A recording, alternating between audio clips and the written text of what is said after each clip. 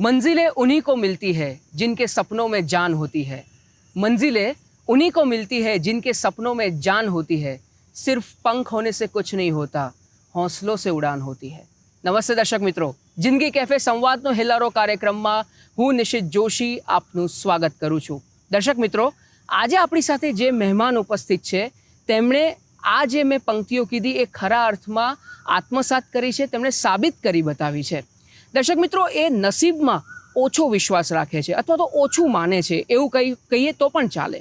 તેઓ હંમેશા એવું કહેતા હોય છે કે ખુદી કો કર બુલંદ ઇતના કે હર તકદીર સે પહેલે ખુદા બંદે સે પૂછે કે બતા તેરી રઝા ક્યા હૈ। આ એક એવા વ્યક્તિ છે, આપણે એક એવા મહેમાન સાથે વાત કરવા જઈ રહ્યા છે કે જેમણે હંમેશા કઠોર પરિશ્રમને જ પ્રાધાન્ય આપ્યું છે। આપણે એક એવા મહેમાન સાથે વાત કરવા જઈ રહ્યા છે કે જેમણે ક કરવેરાનો ક અને ક કળાનો ક તેની સાથે અને તેની વચ્ચે હંમેશા સાયુજ્ય કેળવ્યું છે। દર્શક મિત્રો, હું વાત કરી રહ્યો છું જાણીતા કરવેરા નિષ્ણાત, ટેક્સ કન્સલ્ટન્ટ, લીગલ એડવાઇઝર, જાણીતા વકીલ અને જાણીતા મોટિવેશનલ સ્પીકર મુકેશભાઈ પટેલની। મુકેશભાઈ, જેમ મેં ઇન્ટ્રોડક્શનમાં કીધું, 22મી જાન્યુઆરી 1954 પુણેમાં આપનો જન્મ થયો। આપના પિતા ઇન્કમ ટેક્સમાં જ હતા અને કમિશનર તરીકે રિટાયર્ડ થયા। આપનું બાળપણ કેવું હતું? કારણ કે મને યાદ છે કે મેં વાંચ્યું કે આપના પિતાને આપના ખૂબ નજીકના મિત્રએ એવું કીધું હતું કે આ મોટો થઈને આ તમારો દીકરો એ તમારું નામ રોશન કરશે, અને તમે ખરા અર્થમાં એ આત્મસાત કરી બતાવ્યું ને સાબિત કરી બતાવ્યું। એના માટે પહેલાં તો અભિનંદન આપને। બાળપણ કેવું હતું આપનું? સૌથી પહેલાં તો નિશિતભાઈ, મને એ કહેવા દો કે હું આજે અહીંયા આવ્યો, એટલો બધો આનંદ કઈ વાતનો થયો હશે તમે કલ્પના કરો જી કે મારી સાથે સંવાદ શરૂ કરનાર વ્યક્તિ મારા બે પ્રિય શેર સાથે સંવાદ શરૂ કરે। એટલે first of all thank you મંજિલને અને ખુદી કો કર યાદ કરવા બદલ। હું એવું માનું છું, ઇનફેક્ટ તમે બાળપણની વાત કરી, કહે છે કે તમારું ભવિષ્ય જે છે ને એ તમારા બાળપણથી જ એનો પાયો નંખાય છે ને ઘડાય છે। બિલકુલ।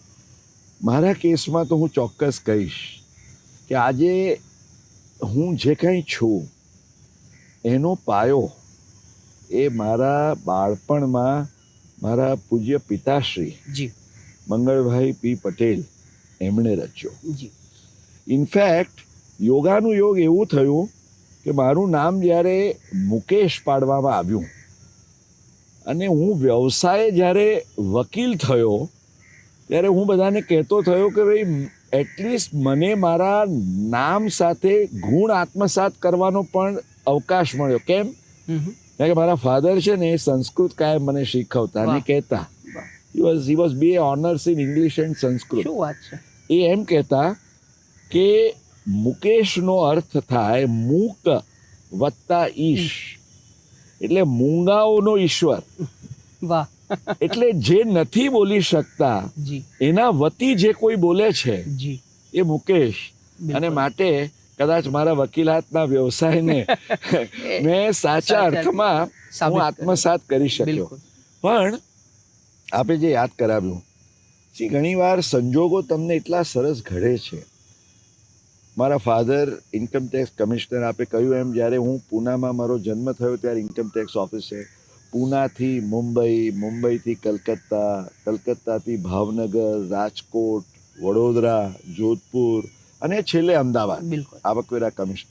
પણ આ આખી જે ભારત દર્શનની યાત્રા એ કેન્દ્ર સરકારના કર્મચારીના કુટુંબીજનોને જે મળે લાભ, એ લાભ કે 2-3-4 વર્ષે સ્કૂલો બદલાય, આખું વાતાવરણ બદલાય।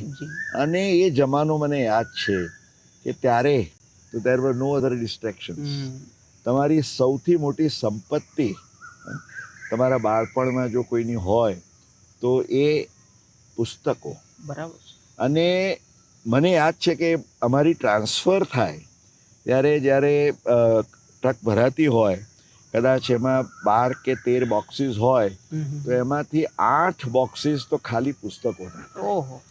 એટલે પિતાશ્રીએ જે મારા બાળપણથી જે એક આ કેળવણીની સાથે જે સંસ્કારનું સિંચન કર્યું અને positive thinking, creativity, you know કે there are no limitations to yourself, આ આખી જે ફિલોસોફી છે, યુ સી, લગભગ નોર્મન વિન્સન્ટ પીલ હોય કે ઓરિસન સ્વેટ માર્ડન હોય કે ડેલ કાર્નેગી હોય કે આપણા પોતાના પણ લેખકો, આજે ફાધર વાલેસને હું મળવાનું તો થયું ને પછી એમની સાથે ખૂબ આત્મીયતા કેળવાઈ, પણ ફાધરને મેં કહ્યું, ફાધર, હું તમારા, જ્યારે હું સ્કૂલમાં હતો ત્યારથી મેં તમારા પુસ્તકો વાંચ્યા છે. એટલે અને ભાષા, હું ભલે ભણ્યો અંગ્રેજી માધ્યમમાં, પણ હું જ્યારે આજે, મને યાદ છે ઝીણાભાઈ દેસાઈ સ્નેહરશ્મિને મળ્યો પહેલી વાર, મને કે, મુકેશ, તું CNમાં કેમ ના આવ્યો? મેં કહ્યું, આઈ વોઝ ડિસક્વોલિફાઈડ. મને કે, કેમ? મેં કહું, હું તો ઇંગ્લિશ મીડિયમમાં ભણતો હતો. મને કે, પણ તું અમારા CNના વિદ્યાર્થી કરતાં પણ સારું બોલી શકે છે. મેં કહું, એનું શ્રેય જાય છે મારા પિતાશ્રી. કારણ કે ભાષા હોય, શિક્ષણના કોઈ પણ વિષય, કહ્યું એ પ્રમાણે ઇંગ્લિશ, સંસ્કૃત, મેથેમેટિક્સ, એટલે જે પાયો જે નંખાયો. તો મુકેશભાઈ, આપે બહુ સરસ વાત કરી. હવે હું 1959માં આવું છું. આપની ઉંમર 5 વર્ષની હતી. આપના પિતાજીની ટ્રાન્સફર કોલકાતામાં થઈ. આપની દ્રઢ ઈચ્છા શક્તિ અને મજબૂત મનોબળ, એના દર્શન ત્યાં થાય છે. આપ 5 વર્ષના હતા અને આપ રમતા હતા અને આપના પગમાં ઠોકર વાગી. આપે કોઈને ઘરે કીધું નહીં. 3 દિવસ સુધી આપે કોઈને ના કીધું. પરિણામ એવું થયું કે પગમાં સોજો આવી ગયો. ત્યારે તમારા પિતાજીને ખબર પડી છે આ વાતની, અને પછી લઈ ગયા. તો એ ઘટના શું હતી ને કેમ તમે કોઈને નહોતું કીધું ત્યારે? ના, એક એવી ભાવના કે કોઈ તકલીફ હોય નાની મોટી, તો એ આપણે એન્ડ્યોર કરતા શીખી લેવું જોઈએ. નાની નાની વાત માટે, કારણ કે હું જાણતો કે મારા પિતાશ્રી ખૂબ વ્યસ્ત, સ્વાભાવિક રીતે એક settle government servant, income tax ઓફિસરને માટે, એટલે મેં કીધું, ભાઈ, એમને ડિસ્ટર્બ નથી કરવા અને આઈ ટેક ઇટ.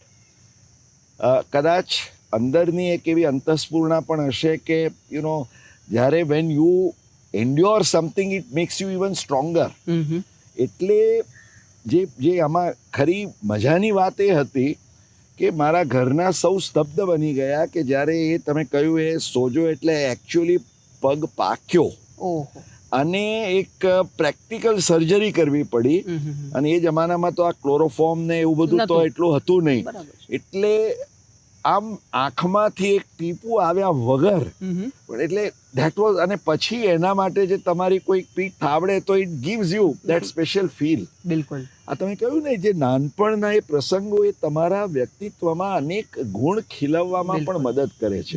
આ 5 વર્ષનું આ, એવી રીતે હું જ્યારે કલકત્તાથી પછી ભાવનગર ગયો, અને મને યાદ છે, આજે તો ઓફકોર્સ જ્યારે હું વક્તૃત્વની વાત કરું ત્યારે મને ખૂબ દુનિયાભરની પ્રતિષ્ઠા મળી છે, પણ એનું જે આખું બીજ રોપાયું ને, એ ત્યાંથી વોઝ ધેન ઇન ભાવનગર. જ્યારે આપ 7 વર્ષના હતા અને આપના પિતાજી તમને ભાવનગરમાં જે એક ડિબેટ કોમ્પિટિશનમાં અથવા તો એક વક્તૃત્વ સ્પર્ધામાં લઈ ગયા, ત્યારે પરિચય થાય છે અને તમારા પિતાજી પણ તમારી પીઠ થાબડે છે. ત્યારે એ ઘટના શું હતી, એના વિશે વાત કરો.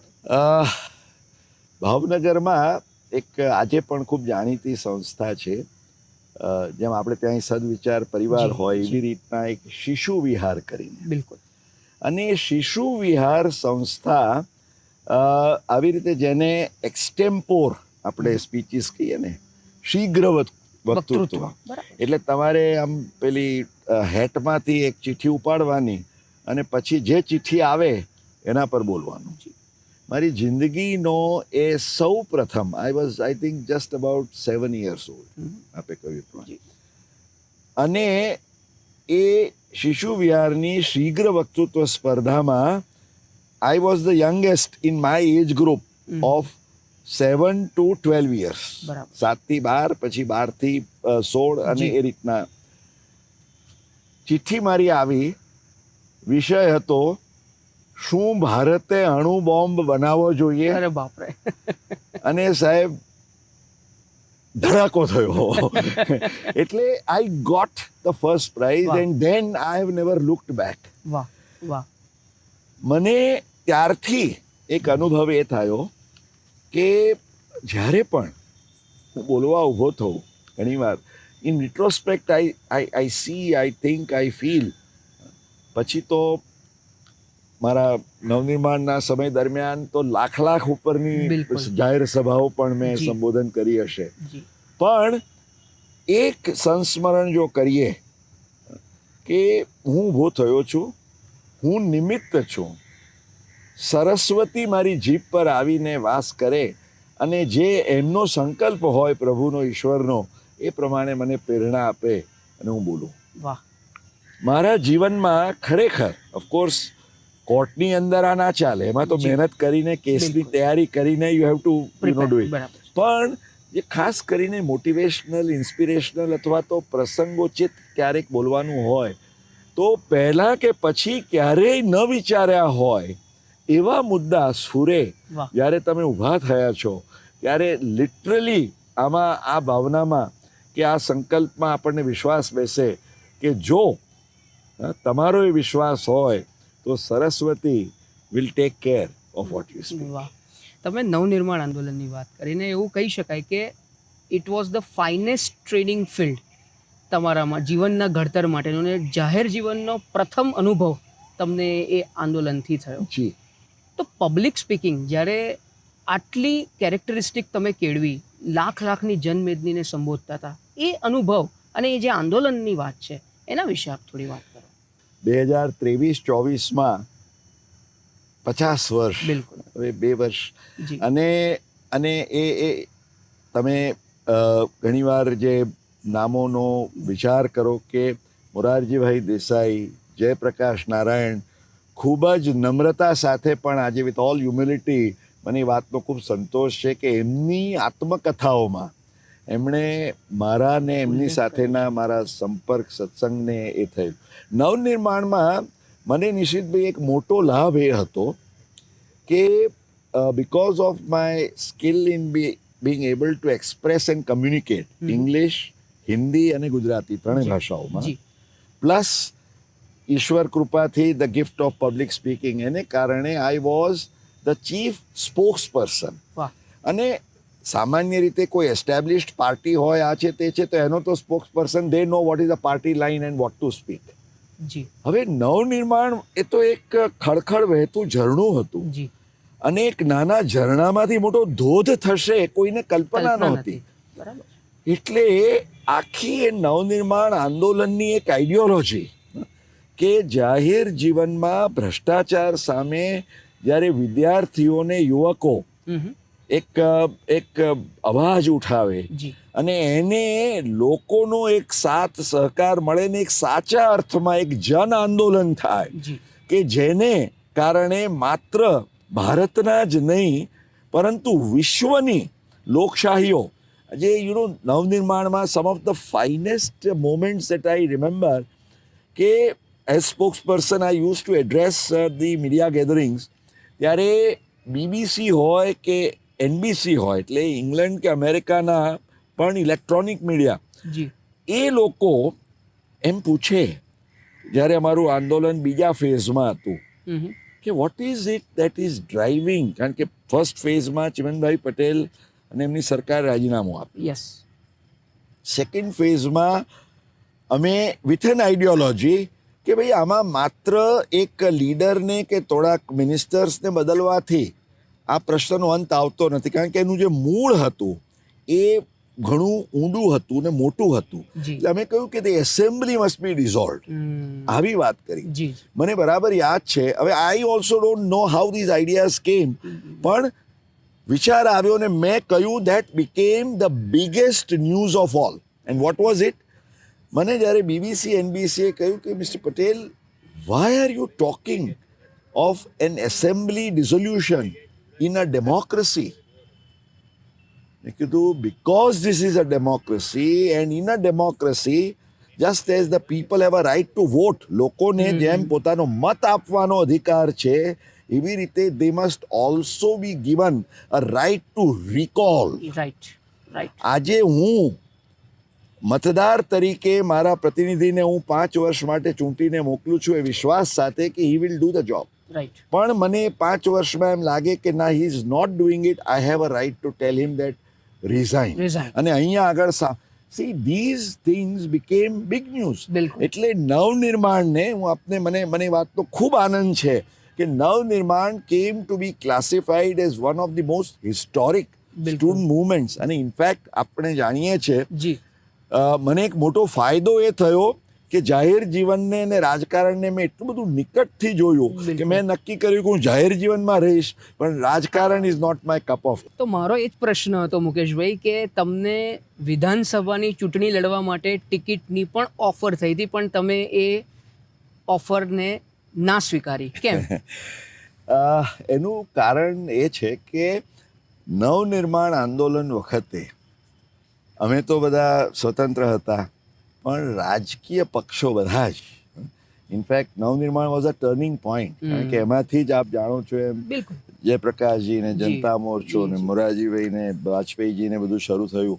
પણ રાજકારણને એટલું નજીકથી નિહાળ્યા પછી મને એમ થયું કે જો ખરેખર આત્મસંતોષ સાથે કંઈ કરવું હોય તો તમે રાજકારણમાં રહ્યા વગર જાહેર જીવનમાં રહીને, because you will then not be required to be part of any controversy. True.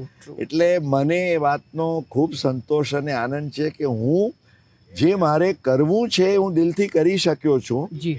અને છતાં હું રાજકારણના કાવા દાવામાં ક્યાંય પડ્યો નથી, એટલે એની મને ક્યારેય ચિંતા નથી. 1977માં આપ LLBમાં ફર્સ્ટ આવો છો ગુજરાત યુનિવર્સિટીમાં, પણ સ્વાભાવિક છે કે આ બધી પ્રવૃત્તિઓને લીધે તમારા ભણતર ઉપર પર અસર થઈને તમે જે ડિસ્ટિંક્શન લાવતા હતા એના બદલે ફર્સ્ટ ક્લાસ ઉપર, બોર્ડર ઉપર ફર્સ્ટ ક્લાસ આવ્યો. ત્યારે તમારા પિતાજીએ એવી રીતે શું કાઉન્સેલિંગ કર્યું ને એવી શું મોટિવેશનલ વાત કરી કે જેથી તમે એકદમ ચાર્જ થઈ ગયા? એમણે મને જે કહ્યું અને મને લાગે છે દેટ વોઝ ધ ટ્રુથ, નગ્ન સત્ય એ હતું. એમણે કહ્યું કે ભાઈ આ તારી પ્રવૃત્તિ છે, આ છે તે છે, બધું જે કરે તું, પણ જો તારો ભણતરનો પાયો એટલે ઇન ધ સેન્સ એક્સલન્સ નહીં હોય તો આ બીજાનો કોઈ અર્થ નથી. બિલકુલ.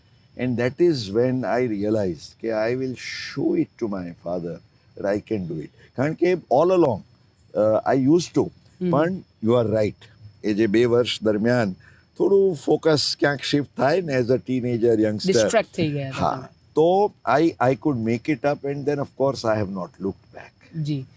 એચએમાં ભણો છો ત્યારે તમે એક સ્ટડી સર્કલ બનાવ્યું, એના વિશે આપ વાત કરો. અને બીજી LLBમાં તમે, વાત અટકતી નથી ત્યાંથી, LLBમાં તમે GLS centre for professional training in law શરૂ કર્યું. તો આ બંનેની પ્રવૃત્તિઓ શું હતી? બંને પાછળની જે ભાવના છે ને એ હતી સર્જનાત્મકતા, ક્રિએટિવિટી. કારણ કે બંને જગ્યાએ વી હેડ એટલા આદર્શ પ્રિન્સિપલ્સ. અને એ કહું તો જે ગુજરાત લો સોસાયટીના એ વખતના માનદ મંત્રી, towering personality like Indravadan Nanavati, I am Nanavati, અને એ પોતે એમનું જીવન છે એ ખરેખર એક it was very inspiring.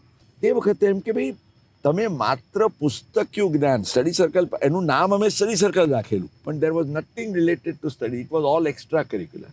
The reason was કે તમે સ્ટડીના સર્કલમાં બંધાઈ ના રહો, યુ શુડ ગો બિયોન્ડ. અને તમે માનશો નહીં, અમે જ્યારે સ્ટડી સર્કલનો તે વખતે તો પંજો ઇન્દિરાજીએ નહોતો કર્યો, પણ એનું જે તમે જે યાદ કર્યા ને ઇકબાલને ખુદી કો કર બુલંદ, એનાથી પ્રેરણા થઈને મેં મારું સ્ટડી સર્કલનું એમ્બ્લેમ આ રાખ્યું હતું. અચ્છા. પછી તો લોકો મને હસતા કે મુકેશભાઈ આ તમારું એમ્બ્લેમ યુસી કોંગ્રેસ આઈએ છીનવી લીધું. મેં કીધું આ એમ્બ્લેમ એટલા માટે કે દરેક જણને પોતાનો હક છે, ફરજ છે કે એનું ભવિષ્ય બનાવે, તકદીર પર ન રહે. એ પ્રેરણાથી અને આજે મને ખૂબ આનંદ છે કે સ્ટડી સર્કલ અમે એને ધમધમતું રાખ્યું, ઘણા વર્ષો સુધી એ જીવંત રહ્યું. ને એના જે છે બધા અમારા graduates, they really went in life. લોની જે તમે વાત કરીને, I think that was a turning point for me and for the legal education. Okay. આપને જો ખ્યાલ હોય તો તે જમાનામાં તમે પણ સર એલિશા લો કોલેજમાં ભણ્યા છો. બિલકુલ. 7:15 થી 9:30, બિલકુલ 2.25 કલાક બપોરે કંઈ કરતી વખતે there were no 5-year law courses, Yes. no full time colleges. Integrated લો કંઈ નહોતું. કરવું હોય તો કાં તો સવારે 7:15 થી 9:30, કાં તો સાંજે 6:30 Yes. થી તે તમને 9:15. હવે આ માહોલમાં how do you you know make your self equipped કે તમે પ્રોફેશનમાં પ્લંજ કરીને એ તમે હરોળના એક બની શકો જી યુ નો લોયર. એટલે હું નાણાવટી સાહેબ પાસે પહોંચી ગયો એકવાર. મેં કહ્યું સાહેબ we want to do something. At least અમારામાંના એવા થોડાક વિદ્યાર્થીઓ છે કે જે અમે સાથે કંઈક કરવા માંગીએ છીએ. અને એ બેચમાં હું તમને કહું આજે we rub shoulders together. You know આજે એડવોકેટ જનરલ છે કમલ ત્રિવેદી, જી જી મિહિર ઠાકોર, જેમ ઠાકોરના સન, બધા we are all batchmates, Prashant Desai together. અમે બધા એક સાથે મળીને બીડું ઝડપ્યું કે આપણે જેમને કાયદાને વ્યવસાય બનાવવો છે જી તો એના ભાગરૂપે let us try to have a specialise centre કે આપણે શનિ રવિ છે જ્યારે પણ સમયને અવકાશ મળે ત્યારે જ્યુરિસ્ટ છે, જજીસ છે, લીડિંગ લોયર્સ છે, એ લોકોની સાથે ઇન્ટરેક્શન કરીને આપણે કરીએ. બરાબર છે. એમાંથી સાહેબ જસ્ટિસ વી.આર. કૃષ્ણ અય્યર, નાણાવટી સાહેબ તો પોતે હતા જ, જી નાની પાલખીવાલા, જી એચ.આર. ગોખલે, એ બધાની સાથે યુ નો એટલો બધો સત્સંગ સંપર્ક રહ્યો કે ઇનફેક્ટ મને ખબર નહીં પણ whether it was Nanavati, whether it was Krishna Iyer, whether it was Palkhivala, they all became my role models. And I think એ મારા લોના 3 વર્ષ હું ક્યારેય ભૂલીશ નહીં. બિલકુલ, બહુ સરસ વાત કરી. એને પર જ આવું છું મુકેશભાઈ. આપે કીધું આપના પિતાજી સિવાય આ 3 મહાનુભાવોનો આપના જીવન ઉપર બહુ જ પ્રભાવ રહ્યો. વી.આર. કૃષ્ણ અય્યરજી, નાની પાલખીવાલાજી અને આઈ.એમ. નાણાવટી સાહેબ. બિલકુલ. આઈ.એમ. નાણાવટી સાહેબે આપની પાસેથી એક વચન લીધું હતું. એ વચન શું હતું? એમણે હું છે ને 77માં તમે કહ્યું ને હું ફર્સ્ટ ક્લાસ ફર્સ્ટ આવ્યો જી અને લોમાં ફર્સ્ટ ક્લાસ તે વખતે 66%. અમારી વખતે એ જ હતું. એટલે ઇટ વોઝ નોટ ઇઝી. હા, યસ એટલે it was called as distinction yes એ સેન્સમાં. જી. અને અમે 70% ઉપરના ડિસ્ટિંક્શનમાં વી વર જસ્ટ 2 or 3. એટલે અને તે વખતે આટલું અઘરું નહોતું. આજે હોય તો હું ઓફિશિયલી આઈ વુડ બી ઇનએલિજિબલ, કારણ કે આજે તો તમે LLM કે PhD કર્યું હોય તો જ ભણાવી શકો. જી એ જમાનામાં તમે LLBમાં ફર્સ્ટ ક્લાસ હો તો તમે ભણાવી શકતા હતા. બિલકુલ. એટલે straight from the bench to the teaching platform. નાણાવટીએ કહ્યું ગઈકાલ સુધી તું ભણાવતો તો આવતીકાલથી તારે ભણાવવાનું છે. બરાબર છે. ડન. એક્સાઇટમેન્ટ હોય પણ કે એમ નહીં, ગીવ મી અ પ્રોમિસ કે આ લો સોસાયટી મારી છે ને તે લો સોસાયટીમાંથી આ મેળવ્યું છે 3 વર્ષ દરમિયાન. ગીવ મી અ પ્રોમિસ કે તું ઓછામાં ઓછા 25 વર્ષ ભણાવીશ. અને પ્રોમિસ તો આપી દીધું. મને એમ ઘણીવાર થતું કે હું એને નિભાવી શકીશ કે નહીં, પણ મને એ વાતનો ખૂબ સંતોષ છે કે મેં 25 ની 28 વર્ષ અને 3 વર્ષ બોનસ એટલે લીધા કે હું જ્યારે 25 પછી એમ થયું કે હવે હું વચન પૂરું કર્યું, છોડું. મારો દીકરો તે વખતે પૂનામાં ભણતો, અચ્છા 5-year લો કોર્સમાં. મને કે પપ્પા હું મારું પૂરું ના કરું ત્યાં સુધી તમારે ભણાવવાનું, ભલે તમે અહીં ભણાવો હું ત્યાં ભણું છું ને.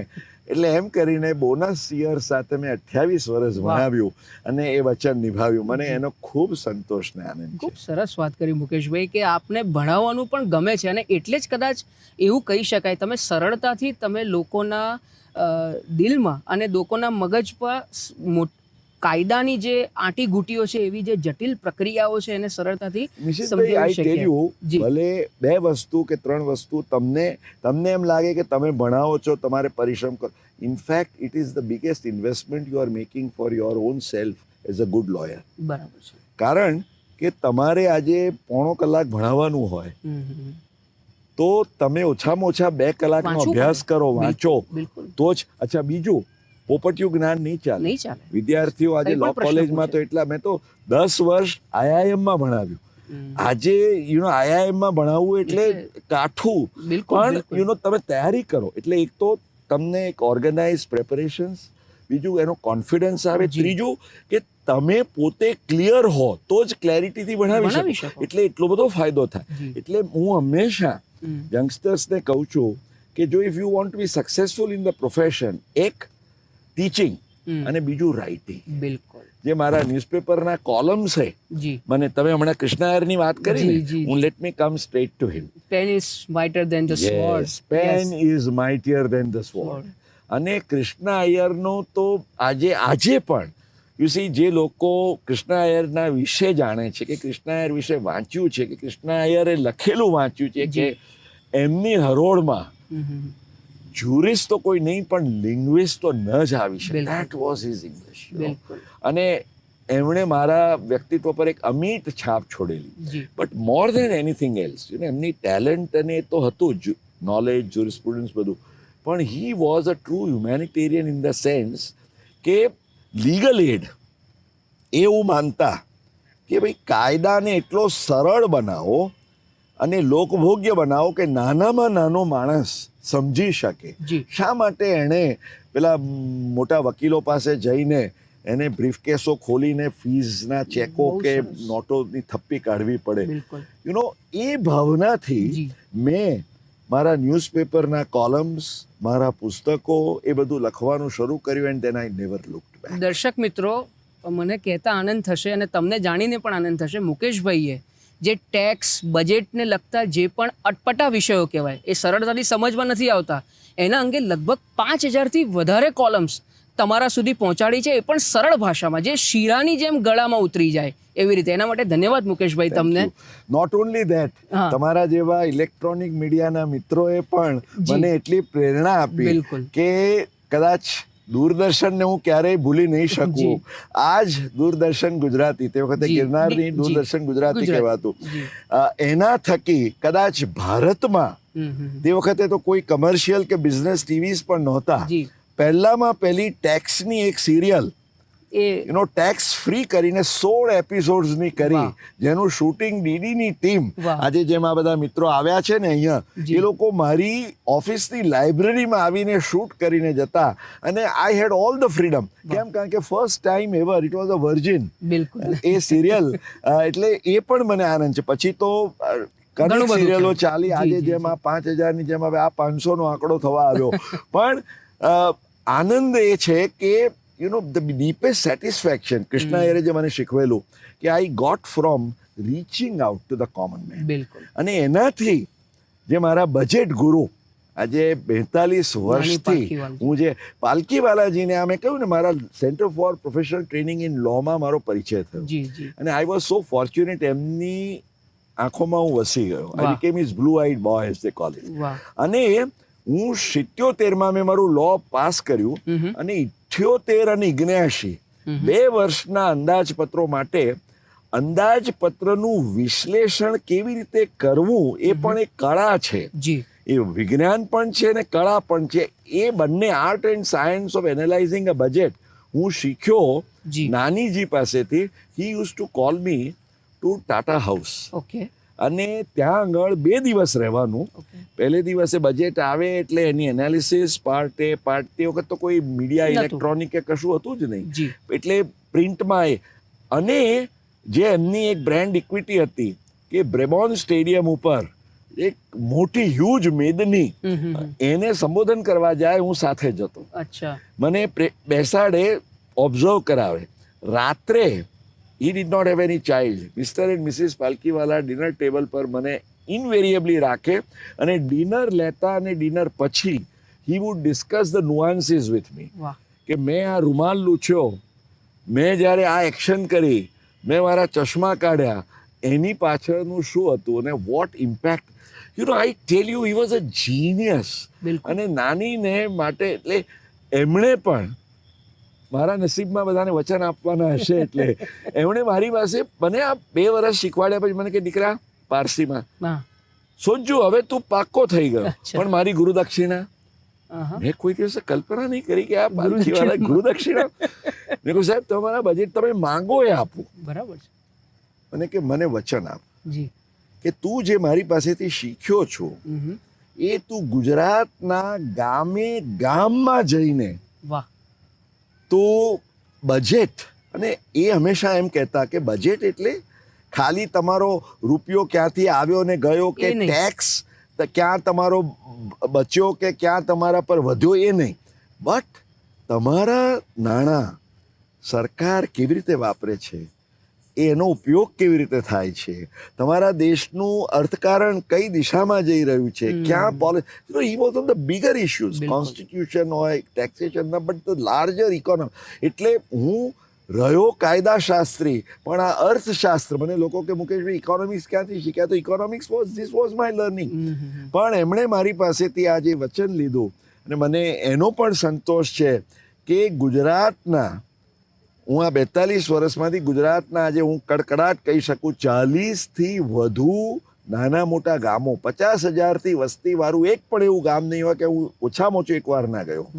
અને સામાન્ય રીતે અઠવાડિયાની અંદર ઇવન 21 સભા પણ જ્યારે ચરમસીમાની હોય ત્યારે આઈ યુઝ ટુ ડુ. એટલે આમ જાણે ઇલેક્શન મિટિંગ્સ જે ગસ્ટો કે ટેમ્પોથી થાય ને, મારી બજેટ મિટિંગ હું કરી શકું. બિલકુલ. આપણે બહુ બધા એવોર્ડ્સ મળ્યા છે મુકેશભાઈ, અને રેકગ્નિશન્સ પણ મળ્યા છે, એની વાત કરું. અને if I am not mistaken, નાની પાલખીવાલાજી જે લંડનમાં ITBA, ઇન્કમ ટેક્સ બાર ઇન્ટરનેશનલ ટેક્સ બાર એસોસિએશન, એમાં જતા હતા. એના પછી તમે you are the second person કે તમને જે સૌભાગ્ય પ્રાપ્ત થયું. એવોર્ડ્સની વાત કરું, દર્શક મિત્રો, એમના નામે એટલા બધા એવોર્ડ્સ છે અને રેકગ્નિશન્સ છે. હું ક્વિકલી આપને કહી દઉં.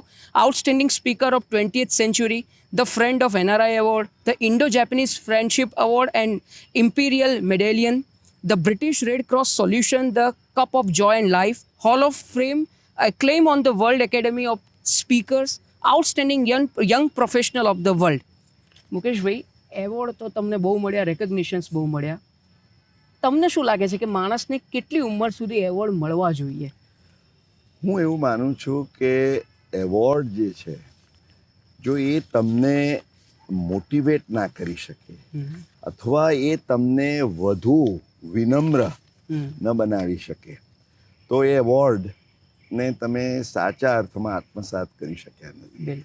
એટલે I think when you achieve something, you must રિટ્રોસ્પેક્ટમાં વિચાર કે આ મને જે કંઈ મળ્યું એ કોના થકી મળ્યું, should I not take opportunity to thank them, અથવા આ જે મને મળ્યું એ શા માટે મળ્યું. તો એ જે મારા ગુણ છે એને મારે વધારે, જેમ પેલી તમારી ચપ્પુની ધારને તમે વધારે શાર્પન કરો તો એ ના કરવું જોઈએ. તો fortunately I have always been inspired કે these awards have been like stepping stones for me to look forward to the future. એમાં આ બધા એવોર્ડ્સમાં દરેક એવોર્ડને એક હિસ્ટ્રી છે, પણ એક એવોર્ડ જેમાં મને સૌથી વધારે ગૌરવ હોય, not because it was Mukesh Patel, but because it was an Indian. You know, in 1985, which was the International Year of the Youth, I was just about 31 years old. અને તે વખતે 25 to 40ની એજ ગ્રુપમાં 5 outstanding young professionals of the world, એનું જીનીવાની જે council, United નેશન્સનું જ body, એ લોકોએ આ award કર્યું. એમાં એક US, જાપાન, ઓસ્ટ્રેલિયા અને જર્મની, એના બધા કેરખાઓ, આજે એન્જિનિયર હોય, આર્કિટેક્ટ હોય, મેનેજમેન્ટ કન્સલ્ટન્ટ હોય, એમાં ભારતનો પણ એક ટેક્સ કન્સલ્ટન્ટ, મુકેશ પટેલ કરતા ભારત એ 5મા રહ્યું.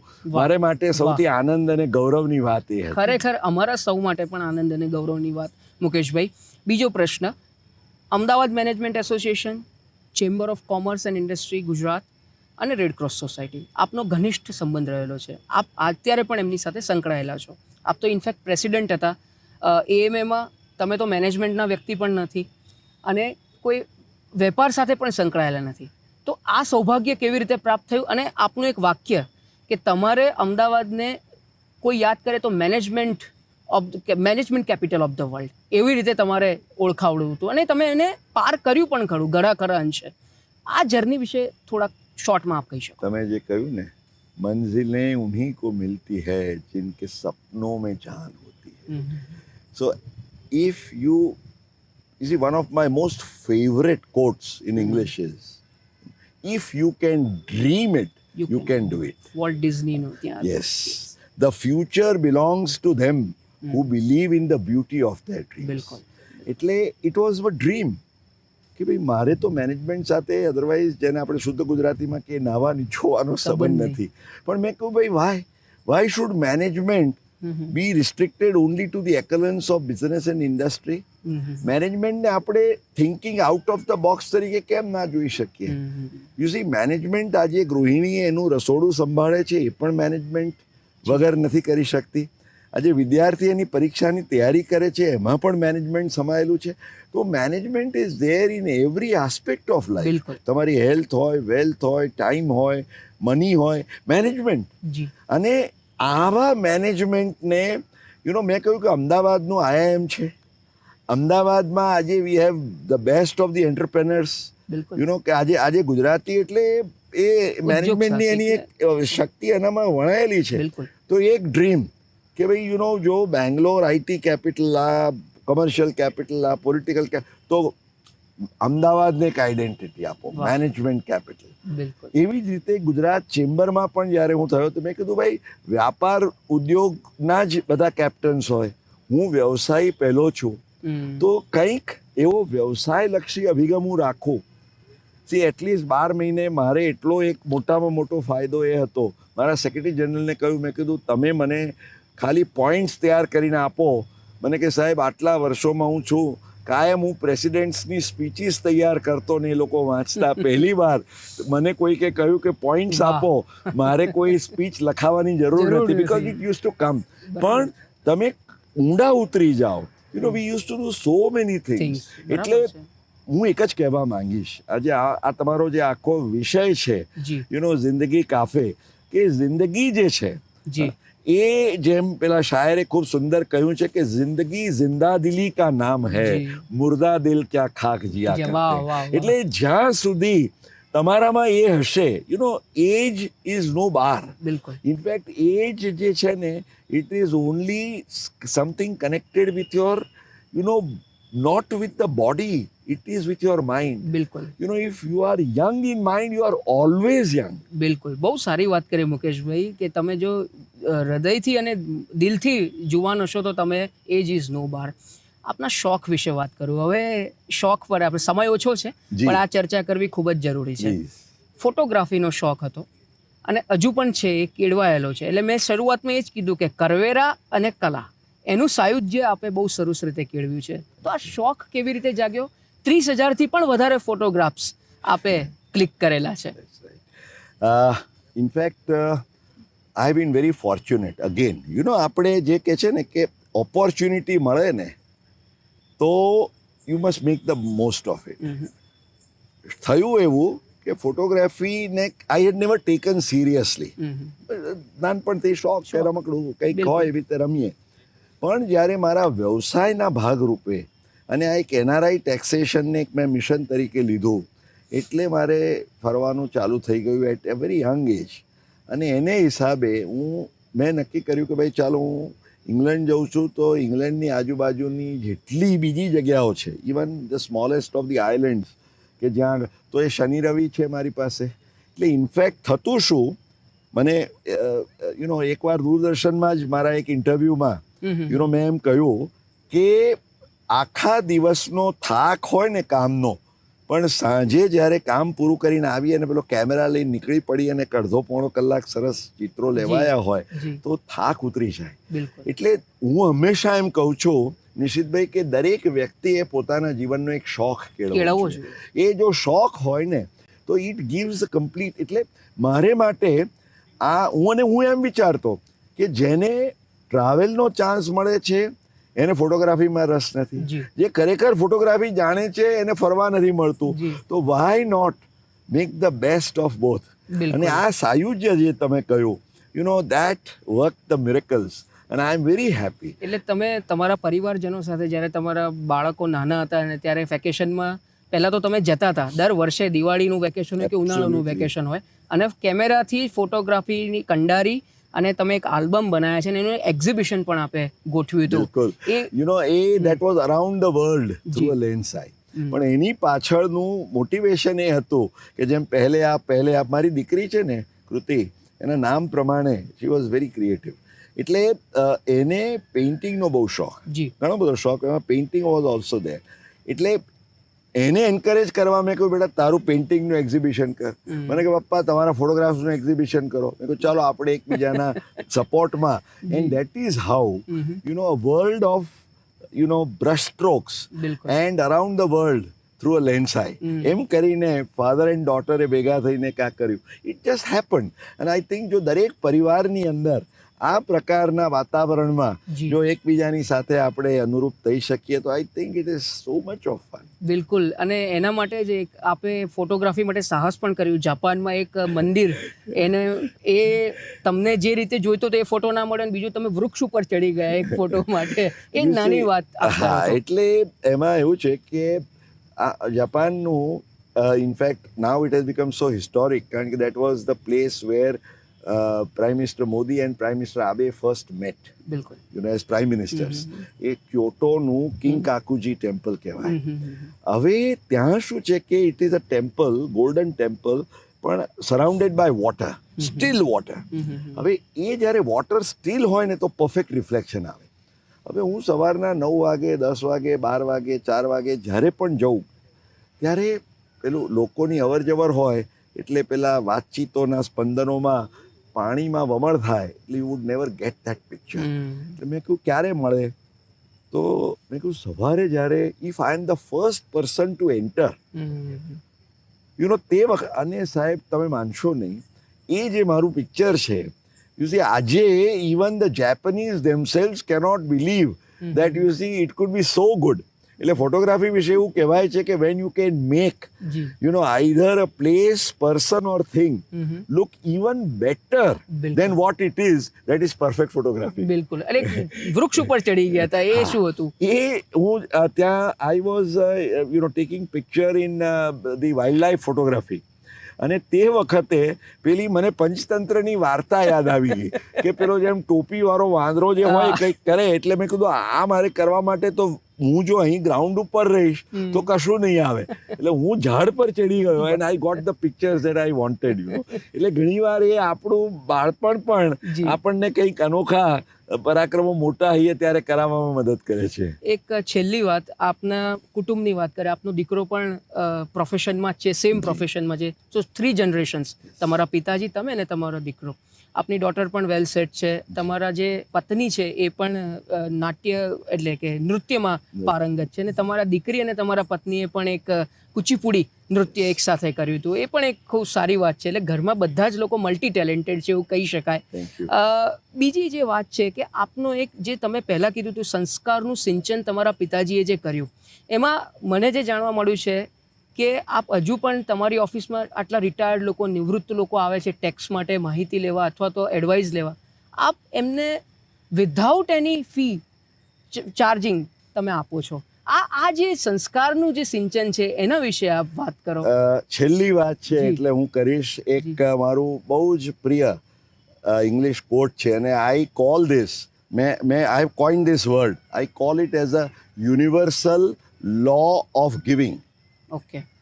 અને મારું વિઝિટિંગ કાર્ડ એના ઉપર મેં આ મારો એક ફોટોગ્રાફ અને એની સાથેનો આ ઇન્સ્પિરેશનલ કોટ છાપ્યો છે. અને એ કોટ એ કહે છે કે whatever you give for the good of others, be it time, love, blood. કારણ કે હું રેડ ક્રોસમાં જ્યારે થયો ત્યારે 151 વાર મેં આપ્યું તો મેં કીધું ભાઈ આને પણ હું લગાવું.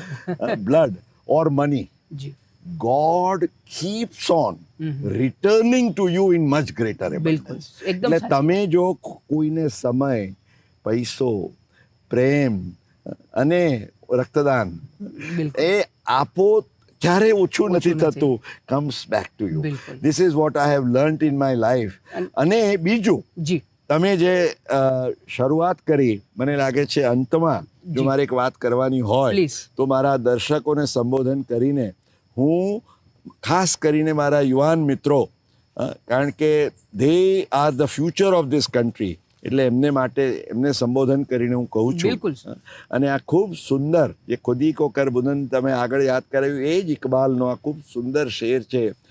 એણે એમ કહ્યું, સિતારોं से आगे जहाँ और भी है, अभी इश्क के इम्तिहान और भी है. क्या बात है. क्या बात है। सितारों से आगे जहां और भी है, अभी इश्क के इम्तिहां और भी है, तू शाही है, परवास काम है तेरा. વાહ. બે ઉર્દુ શબ્દો, શાહી is a royal bird eagle, પરવાસ કામ હે, તારું કામ છે ઉડવાનું. તું શાહી હે, પરવાસ કામ હે તેરા, तेरे वास्ते आसमां और भी है. વાહ. You know, there is no limit to which you can fly. So as you started, G dream, dream and dream, બિલકુલ. and the world is yours.